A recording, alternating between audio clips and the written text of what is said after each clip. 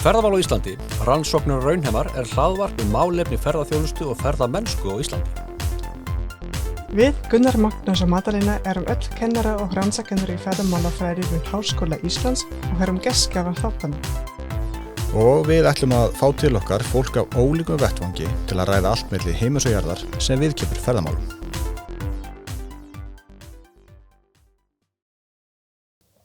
Góðan daginn og velkomin í podcast Ferðamál á Íslandi. Podcast hósta í dag erum við, Gunnar og Madalena. Og við ætlum að ræða nýsköpun í dreifðum bygdum í dag. Og við erum með gesti í dag, Arnar Sigurðsson, sem rekur fyrirtæki í Stofnmún. Sigurborg K.R. Hannesdóttir, sem kom alla leið frá Grundarfirði til að vera með okkar hér í dag. Þú rekur fyrirtæki sem heitir Ildi. Og Matthías Kókvars, sem kom alla leið frá Ísafirði til að vera með okkar. Og hann fagstjóri í Háskólasetur Vestfjarða. Hjartanlega velkomin og takk fyrir að vera með okkar hér í dag.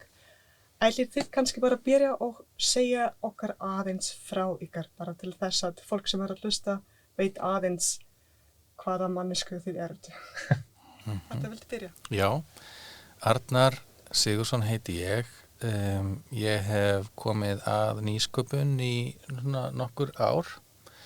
Ég er svona tækni sinnaður og vera að forrita og búa til svona leittist út í svona startup sprota fyrirtækja gerð, stofnaði ásamt öðrum Karolína Fund, hópfjármögnunar vettvanginn. En ég hef líka svolítið svona áhuga á samfélagshliðinni á því sem ég er að gera og svona hvernig umhverfið og svona félagslegi þátturinn hefur áhrif. Þannig að ég hef aldrei verið bara svona sáttur við það bara að sitja og forrita eitthvað, heldur ég þarf alltaf að hugsa það í stærra samhengi.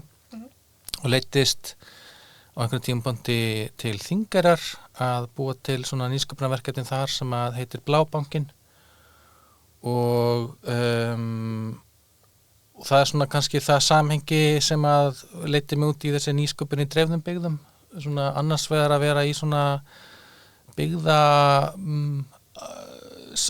ástandi eins og Þingeyri svona eins og klippt út úr doktorsritgerð eftir Matthías svona sjávarbyggðir en líka hafa kannski svona bakgrunn í þessum típisku svona tækni nýsköpunar heimi. Þannig ég hef svona reynt að leiða þessa tvo þræði saman og sjá hvernig þeir eiga saman og hvernig ekki. Svona, já. Já, ég heiti Sigurborg K.R. Hannesdóttir og ég bý í Grundarfirði og mín viðfangsefni síðustu 20 árin hafa snúist sem kallast þáttaka almennings eða på ensku public participation og þar hef ég verið að stýra samráðsfundum, samráðsverkefnum og ferlum, hef mjög mikið unnið með sveitarfélögum út allt land og meðal annars haft umsjón með íbúaþingum við upphaf verkefna í svokallum brothættum byggðum fyrir byggðastofnun og svo er ég líka dreifbýlistúta. Ég hef bara mest alla ævina búið á minni stöðum út á landi og hef líka starfað í ferðaþjónustu sem hótelstarfsmaður, hótelstjóri og sem að leiddi mig til þess að fara og sækja mér master í þróun og skipulagningu ferðamála. En einhvern veginn, svo baktería bara einhvern veginn þróaðist yfir í það að ég hef búin að vera í þessum samráðsvettvangi síðan. Glæsilegt. Matthías? Já. Matthías heiti ég, Matthías Kókvars og ég er fagstjóri meistaranáms í sjávarbyggðafræði við Háskólasetur Vestfjarðar. Og rannsóknir mína snúa einkum að byggðaþróun og samfélagslegri seiglu í dreifbýli og þess er líka nýsköpun, sjálfsagt. Og já, ég hef mikið áhuga á hverju býr fólk á svona dreifbýli og afskekktum byggðum og koncept sem heitir place attachment, staðatengsl, sérstaklega í augnablik í samhengi við náttúruhamfara í tímanum loftslagsbreytingar. það ekki svo tengt með nýsköpun en samt. Það alltaf eitthvað nýsköpun líka. Einmitt. Bara æðislegt. Takk fyrir að hafa ykkar hér og takk fyrir að koma. Og ástæða þess að við erum allir komin saman hér í dag að gestir okkar eru búin að vinna í verkefni saman í 2 ár sem heit FYRI, sem stendur fyrir Fostering Innovation Ecosystems in Rural Iceland, svona. Og svona in a nutshell myndi ég segja FYRI, við erum að fjalla hvað er nýsköpun nákvæmlega, af hverju mikilvægt eða nauðsynlegt að vinna með nýsköpun í dreifðum bygdum, hvað vantar, hvað fólk vantar og hvernig getum við tengt þeim saman, svona roughly in a nutshell. Og ég var líka hlut á þessi FYRI-verkefni og svona some of the insights fóru inn í doktorsverkefni mitt og Gunnar, hann við hliðina á mér, hann leiðbeinandi minn í doktorsverkefni og auk þess að þessi verkefni ekki svona ferðamálaverkefni fannst okkur að það passa svo vel saman í þessi ferðamála podcast, er það ekki Gunnar? Klárlega.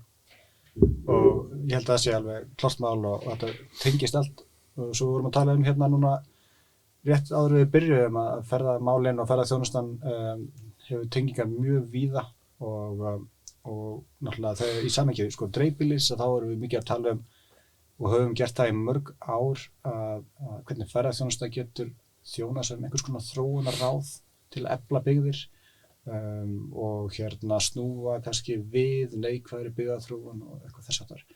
Þannig ég held að það sé ekki spurning. Já. Viltu segja eitthvað meira frá verkefninu eða núna eða eigum við að fara bara í Kannski bara fara í spurningar. Já, og mér langar bara til að spyrja því Arna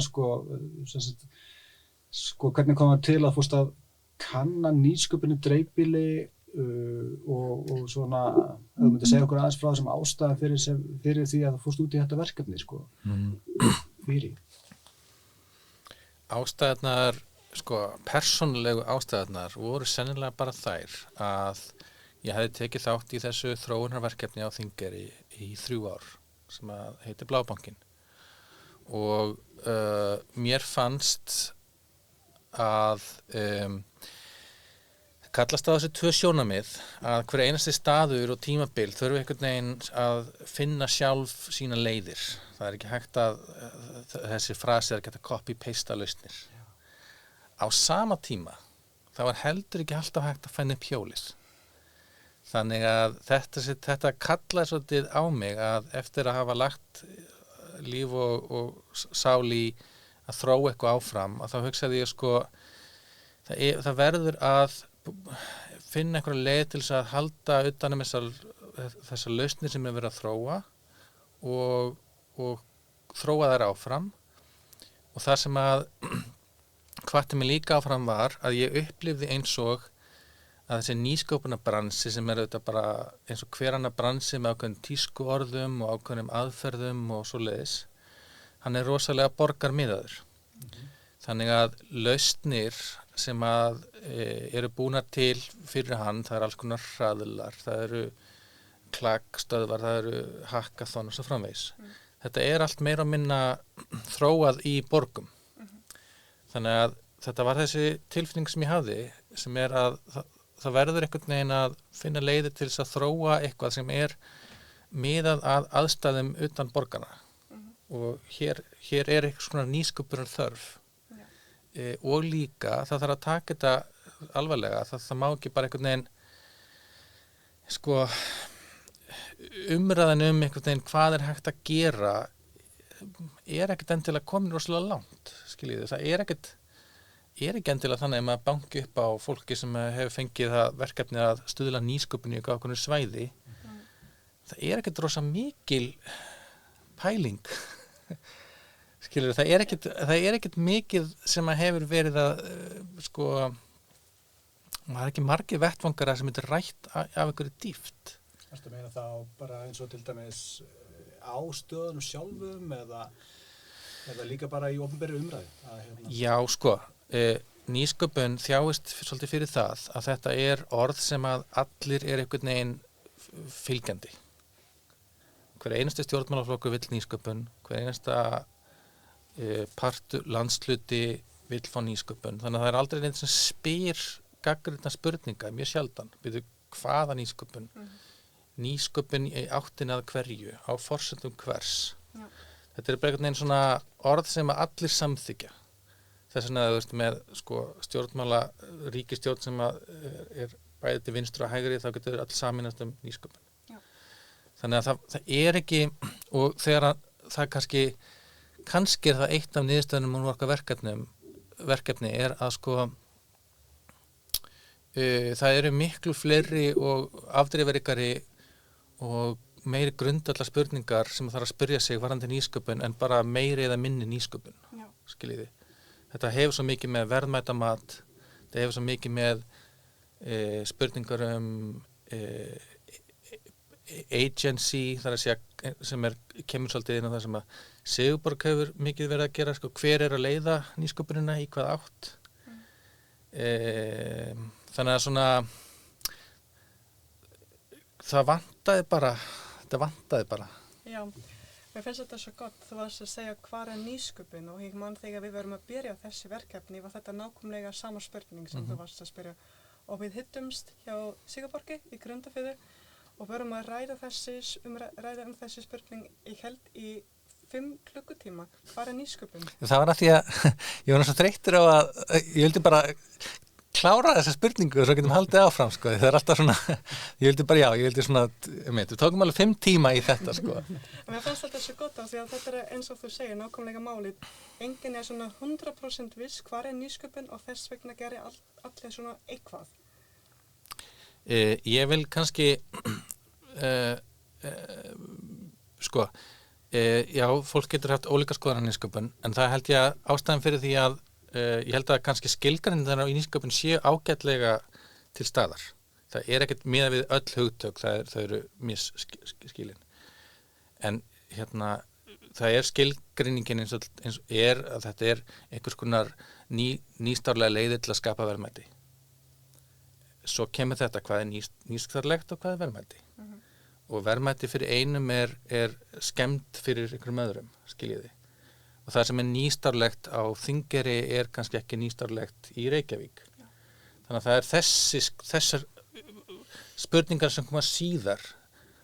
Í þeim liggur svo óbúslega mikilvæg hlutir. Og þá fórum við að fatta að hvernig þú býr til styrkjakerfi. Ef þú leggur mjög þröngsýna mjög þröngsýna skilgreiningu á hvað er nýstárlegt, þá er mjög líklegt að frumkvöðlar sem eru kannski að búa til eitthvað í litlum samfélögum, þar sem er kannski að gera eitthvað sem hefur verið gert annar staðar, en þarf bara að gera það allt öðruvísi þar, það er mjög líklegt að það falli ekki undir. Og þetta er svona ein af uppáspurningunum okkar í þessu verkefni var líka að því á þeim tíma sem við vorum að byrja, þá var svona pínu skandall sem kom út, sem var að í kjölfara á þingfyrirspurn þá kom það í ljós að 90% af opinberum stuðningi til nýsköpunar fer til höfuðborgarsvæðisins. Og þetta er eins og alltaf, maður svona spyr sig af hverju er það, hvaða svona hugmyndur nýsköpun byggja á baki því kerfi sem er byggt upp, sem er leiðið til þessari niðurstöðu. Þess vegna er þessar spurningar svo mikilvægar, sko. Já. En ég er ekki alveg sammála því að skilgreiningin á nýsköpun sé ábúðslega óskýr, skilurðu. Mér finnst það svolítið mikilvægt að halda þetta það. Hún er nokkuð skýr, held ég. Eins og, þú veist, öll hugtök, abstrakt hugtök geta verið, skilurðu, þú veist, teygt í allar áttir. En skilgreiningin er frekar skýr, held ég. Þetta er mjög áhugavert og í tengslu við, sko, það svo að segja, með umræðan og hversu djúp hún er eða ekki, kannski grunn. Og Sigurborg, og ég myndi langar til að spyrja þig, sko, þú hefur mikla reynslu úr vinnu með hinu svokallaða almenningi og hvernig er, sko, þín upplifun af þessu að þetta er líka að fá fólk til að taka þátt í umræðinu en líka í aðgerðum og stundum finnst manni, sko, að ekki síst í dreifbýli að það eru allir mjög uppteknir og svo að taka þátt í einhverjum nýsköpunarhraðli og það bara, það hefur engin tíma í þetta. En hvernig svona hefur þú upplifað þetta og ef þú segir okkur líka aðeins svona frá því hvaða væntingar þú hafði til þessa verkefnis þegar það fór af stað?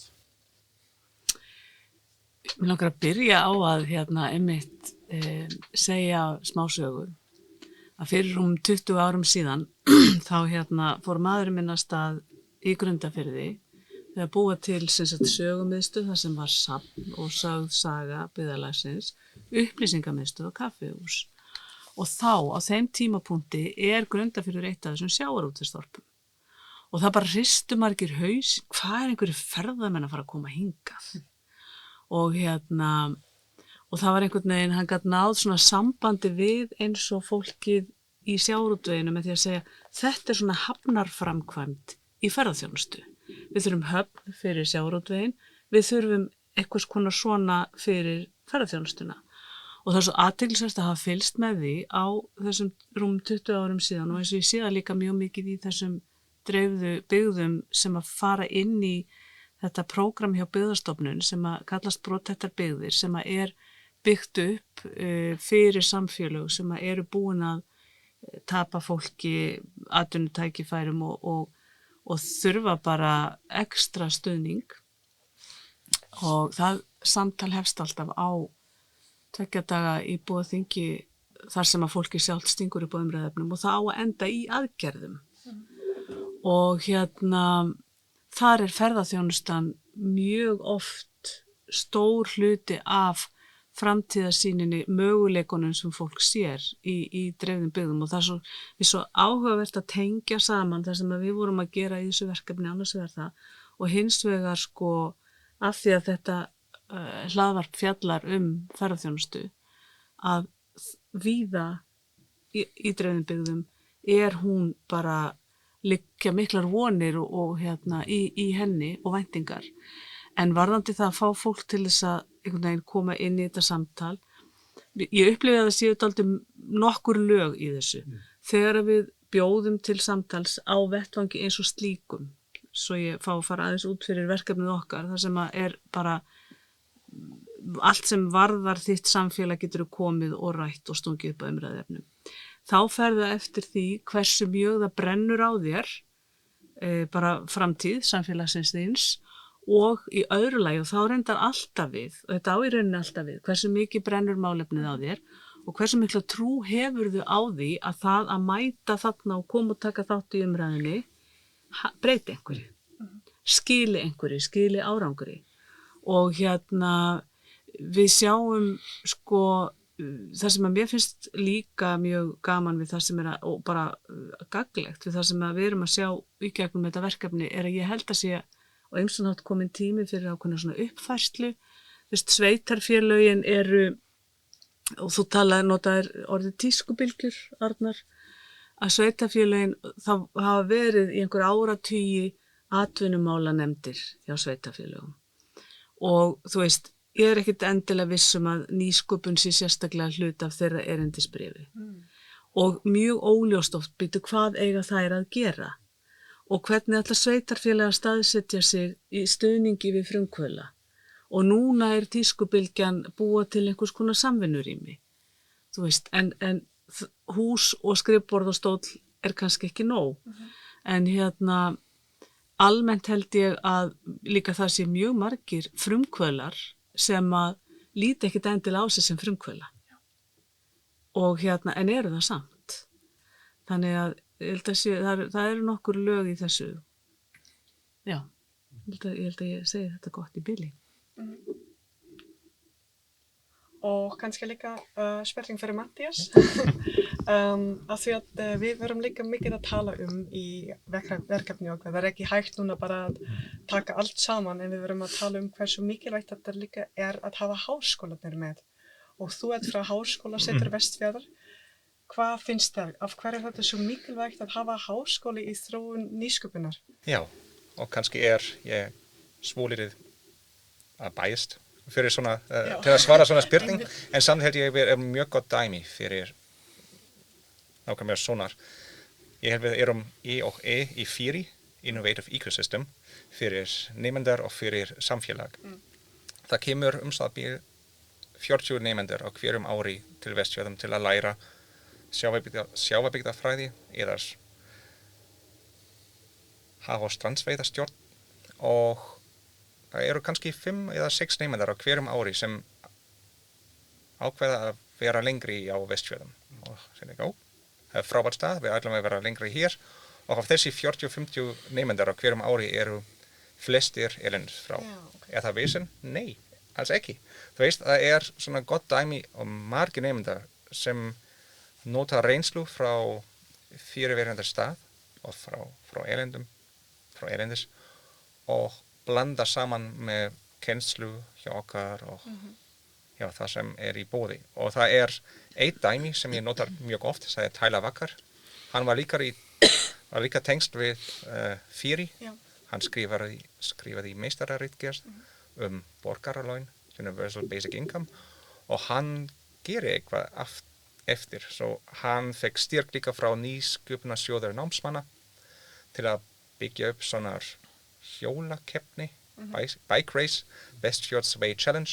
Það byrjar bara smá og eftir 3 árum er svona mjög vinsæl hjólakeppni núna.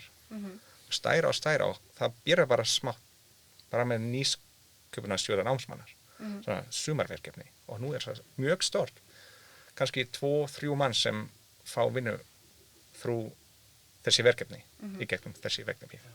Og það er mjög gott dæmi og kannski er ekki svo mikilvægt fyrir Reykjavíkingar að fá 1-2 manneskja með frábær hugmynd. En fyrir okkar, það er, hvert manneskja er mikilvægt. Og það er nokkrar dæmi frá nemendur sem byrja með eitthvað. Jamie í Reykholum, hún gera svona, ekki rannsókn, en nýsköpun í tengsl við þarar, ekki? Seagrass. Og hún er mjög frábær líka og með mjög gott success story.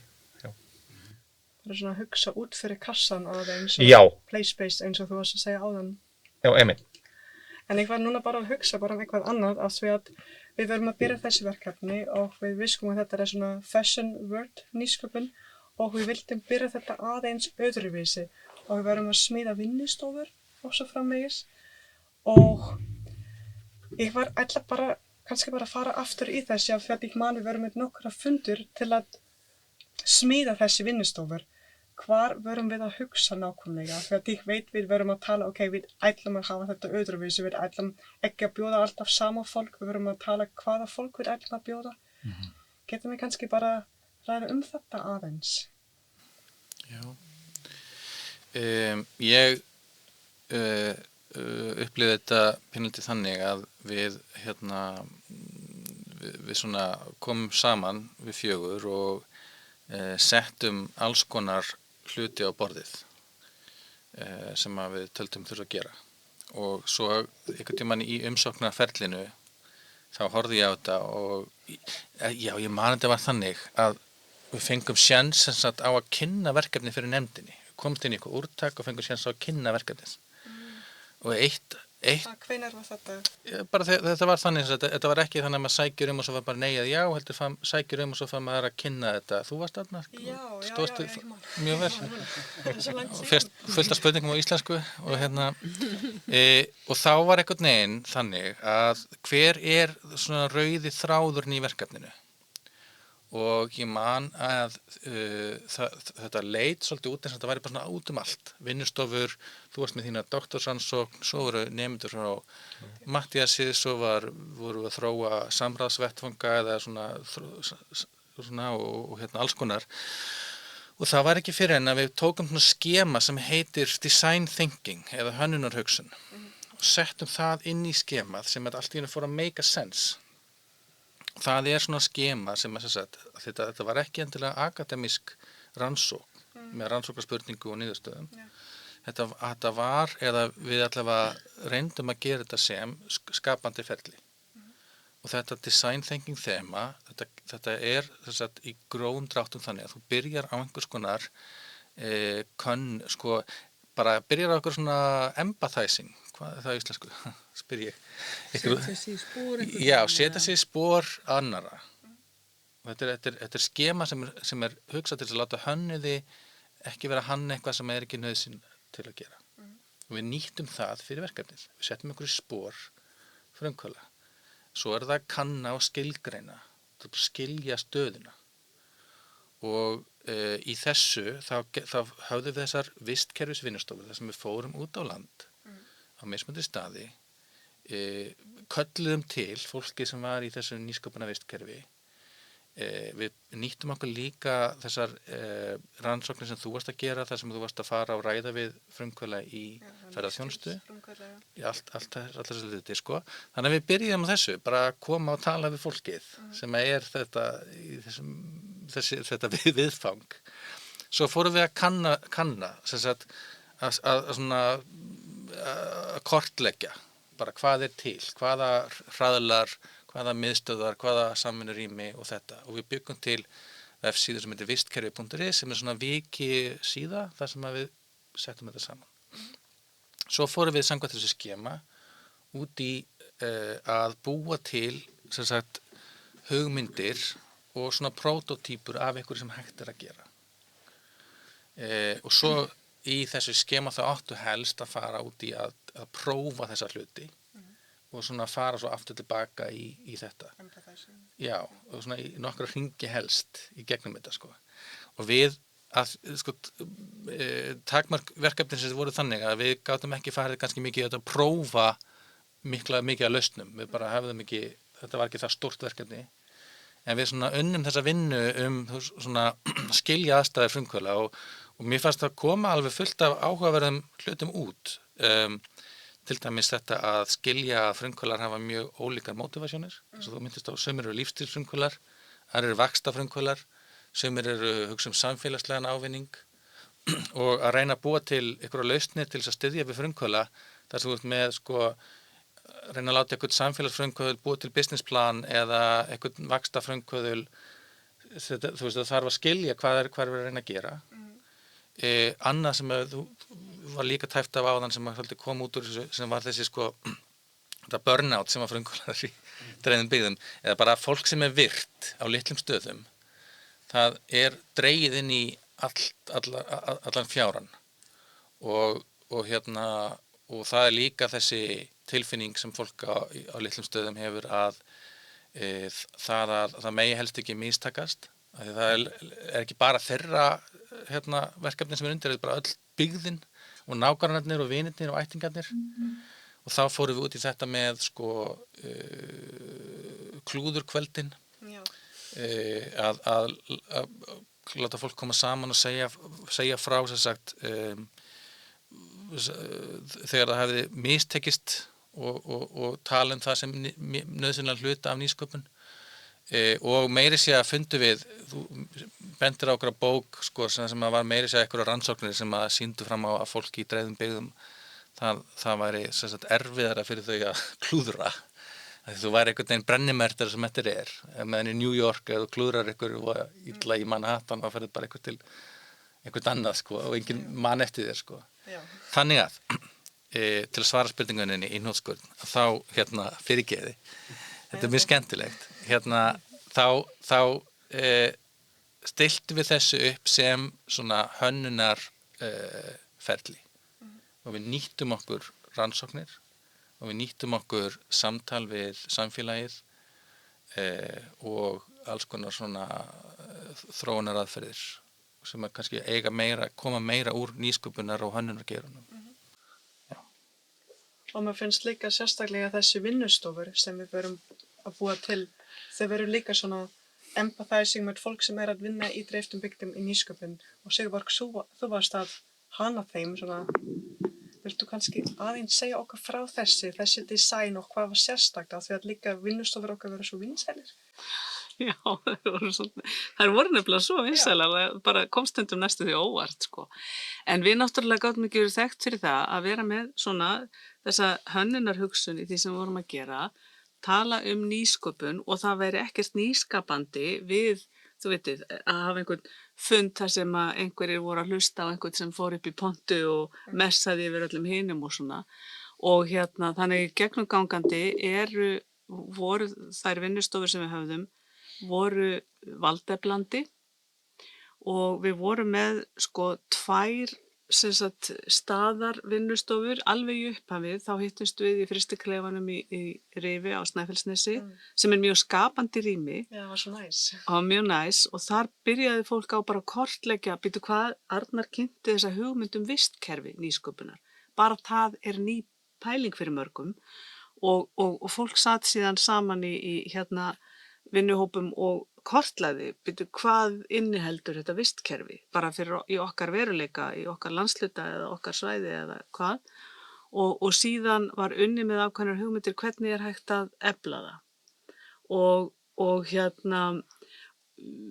það kom út úr því ákveðnir punktar og var síðan kynnt mjög skemmtilega í litlum myndböndum og við enduðum á að það var yfirskriftin á þessum 2 vinnustofum, staðarvinnustofum var tunglskotin heim í hérað. Já, einmitt. Þannig að í Rifi tunglskotin heim í hérað, Arnar átti þessa hugmynd og hún var einhvern veginn svona algjörlega small fyrir það sem við vorum að reyna að gera í verkefninu og svo notuðum við sama á seinni vinnustofuna sem var síðan í fyrra vor, fyrir ári síðan, eða tæpa ári síðan, tunglskotin heim í hérað 2 sem var haldin á Laugum í Sælingsdal.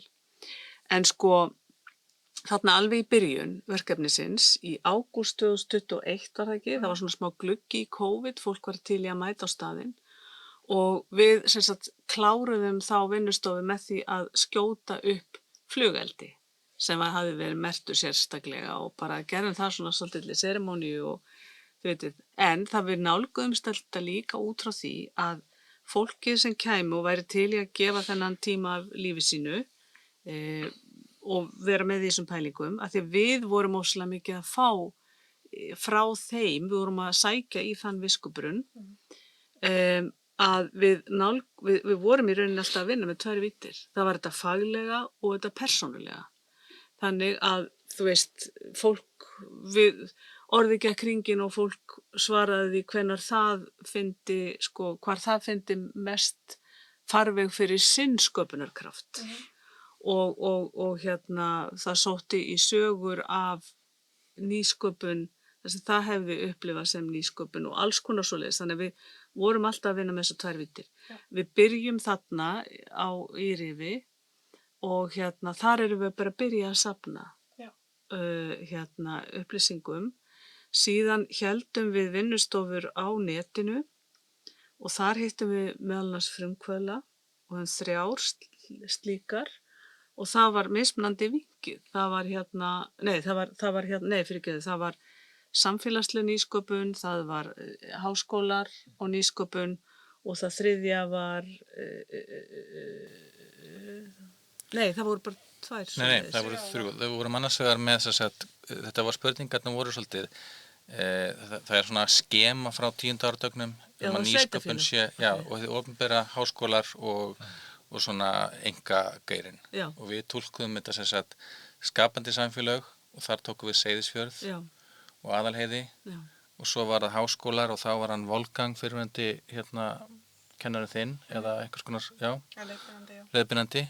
Og svo var fyrirverandi sveitarstjóri frá Færeyjum. Þannig að þetta var svona opinbera akademíkerinn og enga sviðið. Já. Og svo höfðum við 3 netfundi með frumkvöðlum.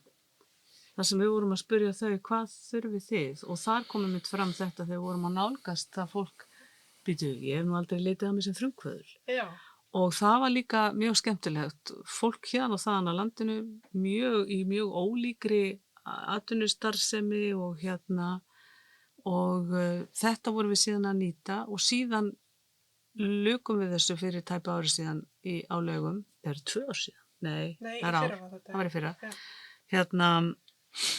Þá erum við að reyna að komast aðeins lengra í þessari hönnunarhugsun að búa til prótótýpur.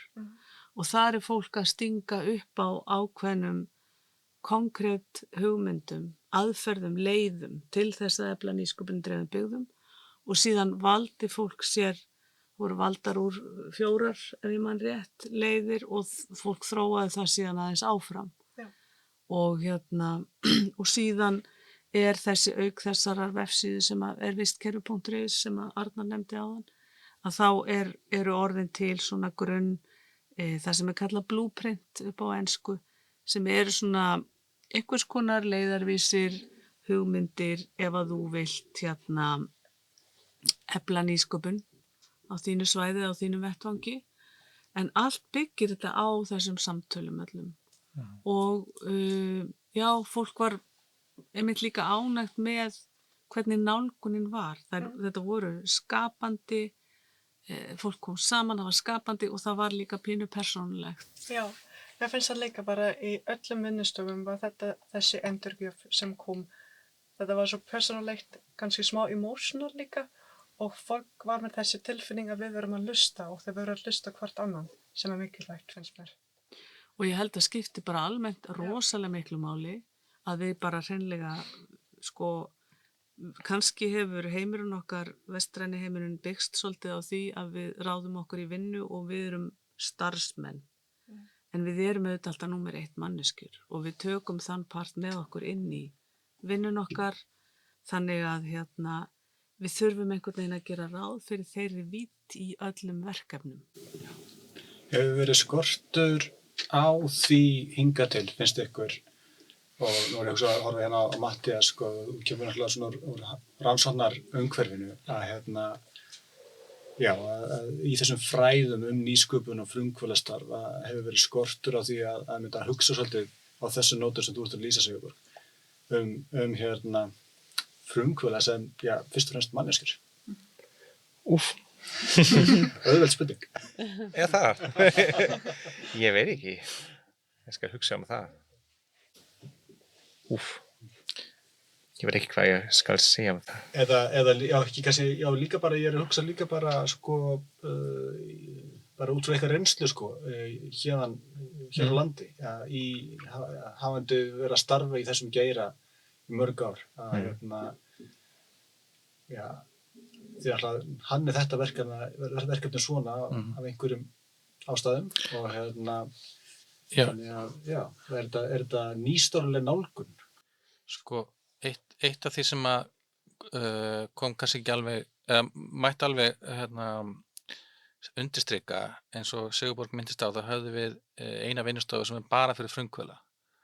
Og þetta, sumir urðu pínu kvektir yfir þessu, fannst akkur að vera að halda einhverju fólki út fyrir, Og þetta var af mjög áþreifanlegri ástæðu sem var sú að þú kallar út í heiminn og segir við viljum fólk sem hefur áhuga á nýsköpun og þú færð fólk sem er að vinna við að styðja við nýsköpun. En fólki sem er kannski að gera nýsköpun, það eins og Magdalena sagði, upplýðir sig ekki endilega sem frumkvöðla eða hefur ekki tíma til að vera að mæta á fundi og vera í 2 daga kannski í einhverjum sal að vinna einhverja vinnustofu. Þannig að það oft þetta var okkar leið að bara banna öðrum en frumkvöðlum að koma á þá fundi. Og ég held að þarna höfum við upplifað stóra áskorun sem ég held sem ennþá að glíma við, sem að stuðningskerfi nýsköpunar, það operetar í svolítið öðruvísi heimi en sjálfur frumkvöðlarnir. Og það gæti hljómað eins og maður sé kannski að gera lítið úr fólki, en það er samt að segja þetta að fara úr því kannski að vera að vinna í stofnana umhverfi, þar sem þú ert með einhverju skilgreind hlutverk og þú ert með laun sem koma hverju mánuði og eitthvað svoleiðis. Og svo kannski ertu búin að vera að vinna mjög góða vinnu innan þess og þar sem að þú ert að hugsa pólitík, þú ert að hugsa að hlutinni séu vel skilgreindir og verklag sé faglegt og alla þessar hluti sem að skiptir máli í stofnanaumhverfinu og ætla síðan að taka þá menningu yfir á svið nýsköpunar og láta nýsköpunina passa inn í það. Þetta bara svona menningar árekstur og það örugglega rosalega erfitt. það sem að gera þig að góðum starfsmanni fyrir landshlutasamtök. Það hæfileikar sem þú þarft að rækta með þér til þess að standa þig vel hjá Austurbrú, Vestfjarðastofu og svo framvegis. Það ekki endilega eiginleikarnir sem að þarf til þess að geta verið svona partur af nýsköpunarumhverfinu. Og ég veit ekki alveg hvernig þetta leysa þetta. En það þarf allavega að vera meðvitaður þetta að fólki sem mætir á umræðuhóp nýsköpun ekki endilega frumkvöðlarnir. Þú meina líka að þetta sést ekki alveg þegar nýsköpun gerist. Það ekki eins og til dæmis með Hekking Hekla sem var svona smá hluta fyrir stundum. Já. Það gerist eitthvað en það sést ekki alveg. Þetta hluti af vandaðri stjórnsýslu að vera með mælanlega mælikvarða og vera með vita hvað maður að gera. Og þetta gegnum gangandi til dæmis að gera mistök grundvöllur fyrir nýsköpun en að gera mistök ekki partur af orðaforða stjórnsýslunar eða stjórnmálana. Þannig að þetta svona hvernig ræktu við umhverfi og vistkerfi og ég kann ekki svara við þessu ennþá, ég óska eftir því. Við getum ekki ætlað þess að frumkvöldin sjálfir sem að halda uppi öllu og gera þetta séu að mæta til þess að setja fullt að vinnu í það að rækta vistkerfið og búa til alls konar eitthvað. Þeir eru einhvern veginn störfum hlaðnir og svo hinir sem eru í vinnu við þetta, sem eru kannski einhvern veginn í svolítið öðruvísi heimi. Og það nákvæmlega það sem ég læri líka í þessi verkefni. Það fyrir ég svona vistkerfi svona support system mjög mikilvægt. Það nokkra dæmir fólk á landsbyggðum og dreifðum byggðum sem með frábærar hugmyndir. En vita ekki hvern ætla ég að tala þessi hugmynd og hvar fá ég peningar eða styrk eða hvað fólk vissi ekki það. Og það frábært fólk þar, gott hugmyndir og það vistkerfi en það vantar, ekki tengt og það vantar einhvern sem vökvar þessi vistkerfi.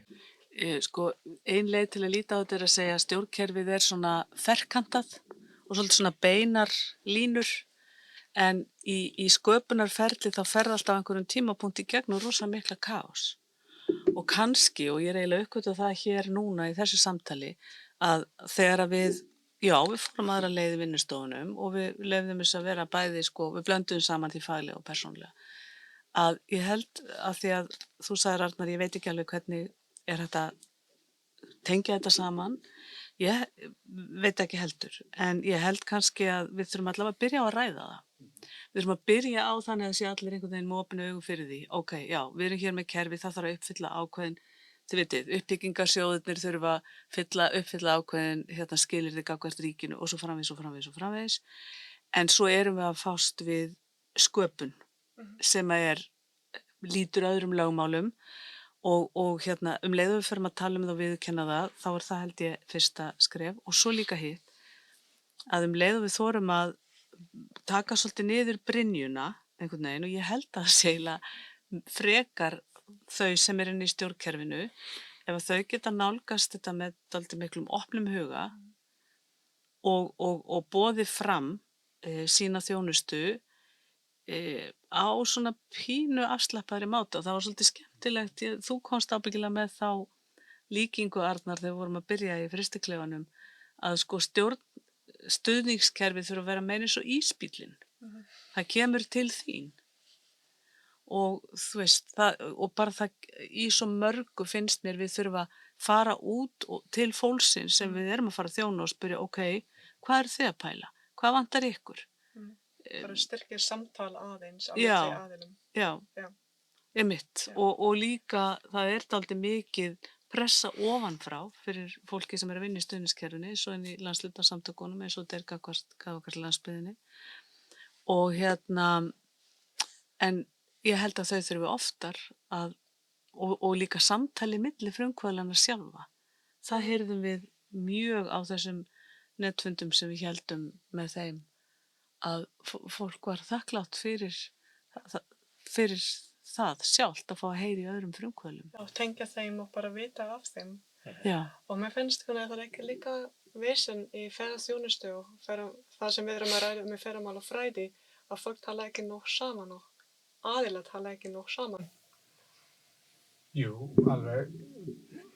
örugglega má halda því fram og ég held að það geti margt þarna sem svona tengist sko og eins og með bara þessa vistkerfis hugmynd sko að ég held að það sé alveg lykilatriði að tengja hana við sko ræktun að og það er eitthvað sem ég hef verið mjög áhugasamur í sambandi við ferðaþjónustuna líka að reyna að hugsa það meira sem á svona ræktunarforsendum heldur en fiskveiðiforsendum til dæmis að góðu hlutir gerast hægt og við þurfum að vanda okkur, við þurfum að byggja upp þekkingu og byggja upp hæfni og slíkt og þá þokust við sko í rétta átt. En mér langaði til að þegar ég var að hlusta á okkur að vera að hugsa sko með vistkerfis hugmyndina og þegar þið voru að hanna vinnustofurnar að sko hvernig fóruð að því að greina vistkerfin eða gerðist það þarna á vinnustofunum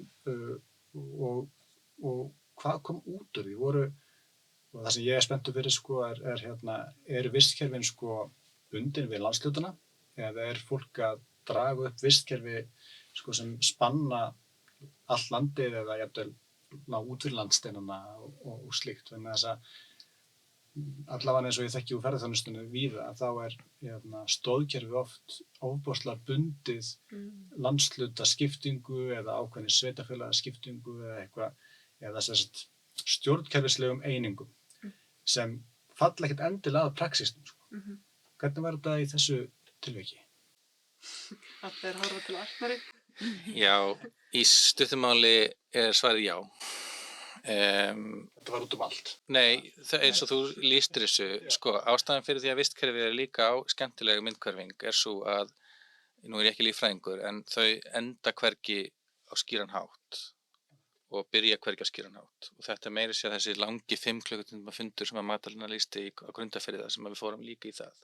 Vistkerfin eru ekki eins og þessar krukkur sem eru lokaðar, þar sem að ljós kemur inn en ekkert kemur út. Þau eru alltaf í samhengi. Og í skematísku hugsun nýsköpunar stuðningsins, nú er ég að lýsa bara svona, búa til svona strámann viljandi, að þá kemur einhver frumkvöðl, hann stofnar EHF sem að býr til eitthvað fyrirtæki í þessum bæ og svo kemur fólk að vinna hjá þessu fyrirtæki. Klárlega er þetta algjörlega úreltur hugsunarháttur. Það er fólk sem getur búið í þessum bæ sem að getur verið að vinna hjá fyrirtæki sem er staðsett í Reykjavík. Nú eru sko maður það bara gegnast aðeins undir yfirborðið til að sjá hversu svona grönt þetta ristir, þessi hugsunum að það sé hægt að bera saman eða flokka þau. Ég meina, Keresis er ísfyrst fyrirtæki eins og við vitum og ísfyrðingar mega vera mjög stoltir á þeirri nýsköpun sem á sér stað þar. Sama tíma, hverju fælst það? Mikill partur á rannsókn og þróun Keresis á sér stað ekki á Ísafirði, sko. Þessi eiginlega nýsköpun.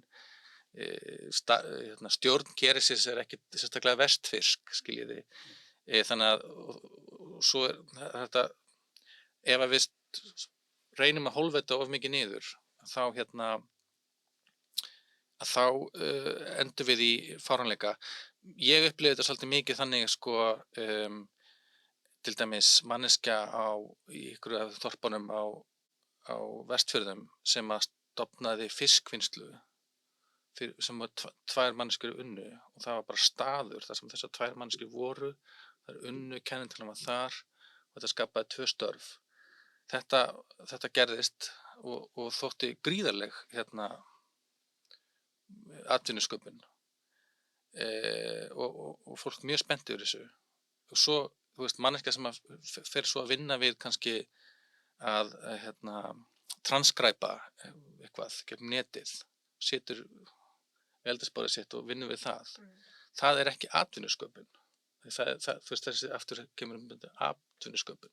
Atvinnusköpun er einhver sjoppa á staðnum sem fólk kemur að vinna. Þannig að þetta háir okkur mjög mikið að við erum með fyrirfram gefnar hugmyndir hvað þetta er. Já, mér fannst þetta svo skemmtilegt, við erum að tala þetta í Fíri, að þessi svona waiting for the savior er kannski svona gamaldags hugsun sem er ennþá í Íslendingum og The Savior, þetta fyrirtæki sem kemur. Það ekki hægt bara að vera svona creative eða gera eitthvað bara þú á staðnum. Ég var að skrifa þetta í doktorsverkefni og þurfti að henda þetta út. Nú? Og þetta var of mikið national eða social studies eða eitthvað. En já, mér finnst þetta flott.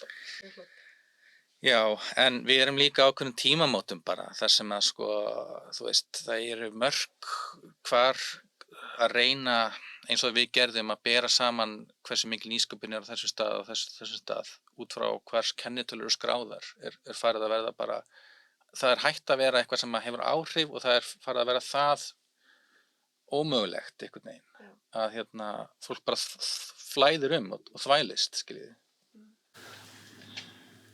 Það fyrir kannski að líða svona seinni hlutana á þessu hjá okkur sko, og en ég væri mjög til í að heyra svona, nú voru það ljúka verkefninu og náttúrulega eru náttúrulega störfum hlaðin í svona svipuðum pælingum, nýsköpunar pælingum. Hver svona helsti lærdómurinn sem þið að draga og taka með ykkur út úr þessu verkefni, fyrir verkefni, inn í bara það sem þið að gera núna og hver eru næstu skrefin, sko, hvernig lifir þetta áfram í ykkar starfi? Og nú spurning hver vill byrja, sko?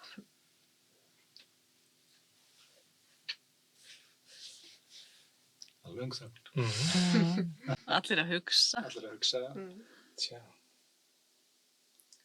Ég get alveg byrjað. Sko, lærdómurinn var í rauninni það að ég fór að hugsa öðruvísi nýsköpun og þessi vistkerfisnálgun var eitthvað sem mér fannst mjög áhugavert og það opnaði líka augu mín fyrir þessu að það eru önnur skilyrði, það einhvern veginn öðruvísi jarðvegur eins og þú notaðir áðan í dreifðum byggðum og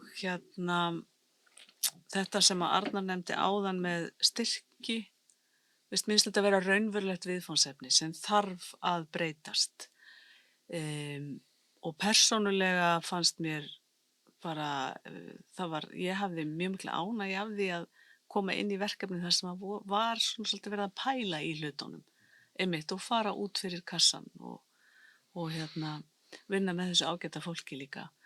En sko, varðandi síðan næstu skref, sko, já, ég held að þar sé verk að vinna. Ég veit ekki hvort að við getum endilega tekið það í fangið eða hvernig það myndi gerast. Við höfum líka leyft okkur að trúa því að það myndi öll þessi fræ sem hefur verið sáð í gegnum samtal við allt þetta fólk hérna og þaðan að landinu í gegnum verkefnið að það gæti mögulega leitt af sér eitthvað nýtt.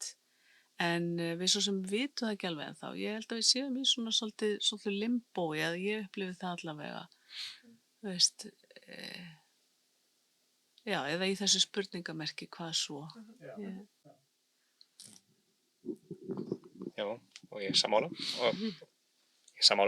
Og ég myndi líka segja að ef þú segir thinking outside the box, það líka hugsa utan landfræðileg box, ekki segja við erum að hafa betri nýsköpunarkerfi á Vestfjörðum og Austfjörðum og gera betri hér og þar. Nei, tala bara saman, gera eitthvað fyrir samfélag heilan eigum.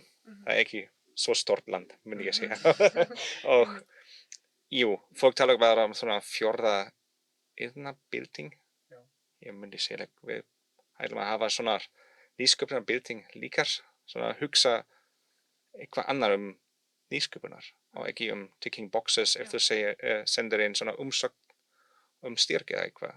Fólk sem í svona nýsköpunar kerfi eitthvað annað sem fólk í fílabeintörn, sem við segja í akademisk törn eða í stjórnsýsla sem lesa svona umsögn.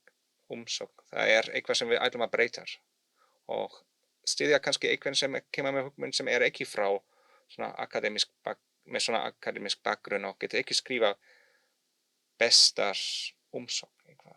Og það eitthvað sem mér finnst ótrúlega mikilvægt líka. Og já.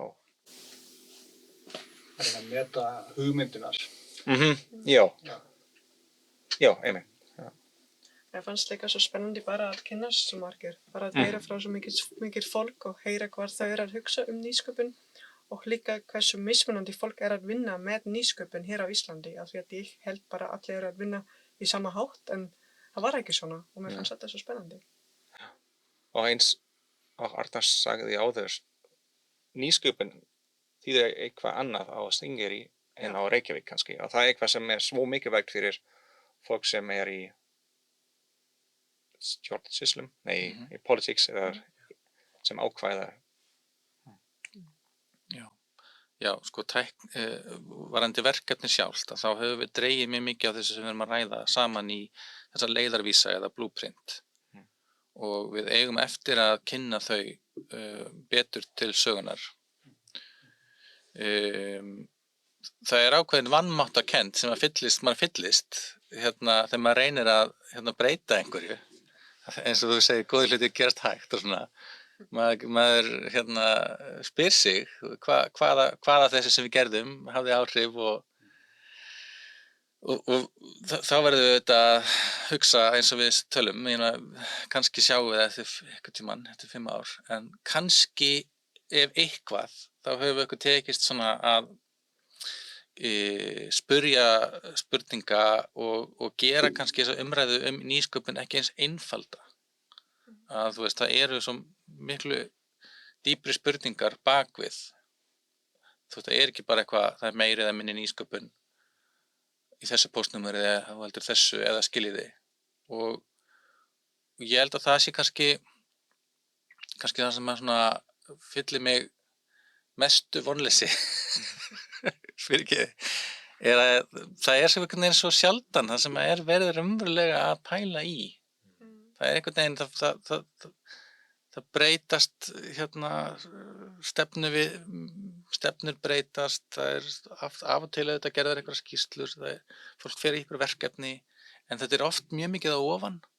Það annað sem að svona við upplifðum pínlítið og svona fyllir mig á hvernig svartsýni, að þegar að fara af stað, þá það oft ekki að verið vegna þess að frumkvöðlar á staðnum að gera eitthvað sérstakt, heldur það kemur eitthvað á ofan, einhverjar breytingar.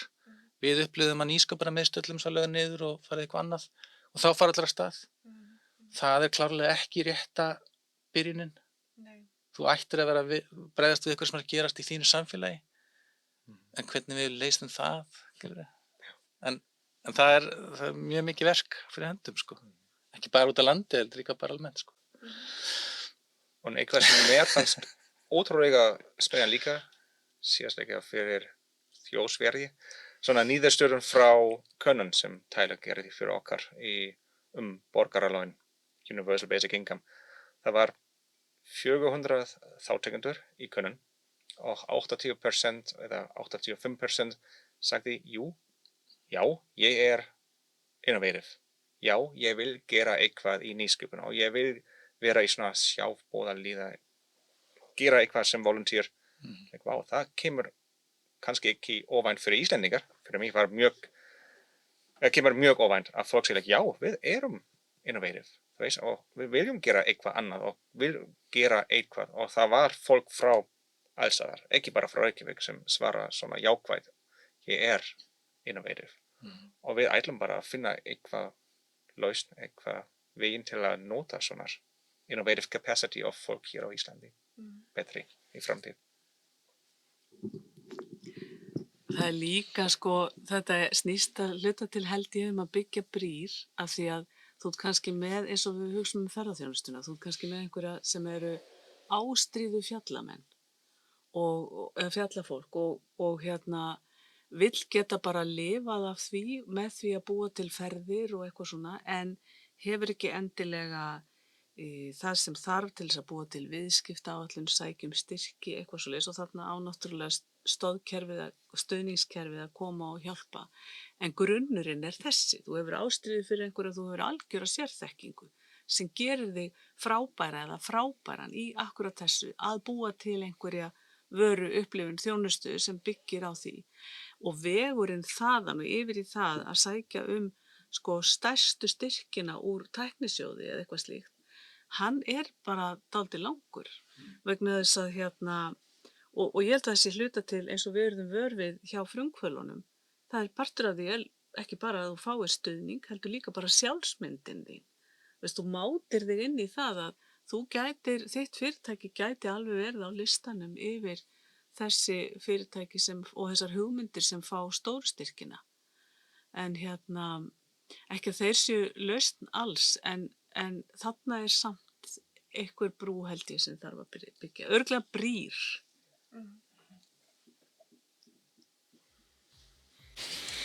Right.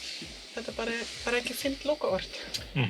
Ég held það er alveg ljóst að það eru ýmsar áskoranir sem hafa komið upp í verkefninu og líka mögulegar lausnir að ótrúlega áhugavert að finnst mér að heyra verkefnið og þetta með brúarsmíðina og þess að þú sagði Matthías þessa orku sem liggur einhvers staðar óbeisluð í fólki sko að það náttúrulega fyllir mann von, þannig að svo spurning hver og hvort okkur takist að grípa sko. Þannig að, jú það ekki bara þakka kærlega fyrir.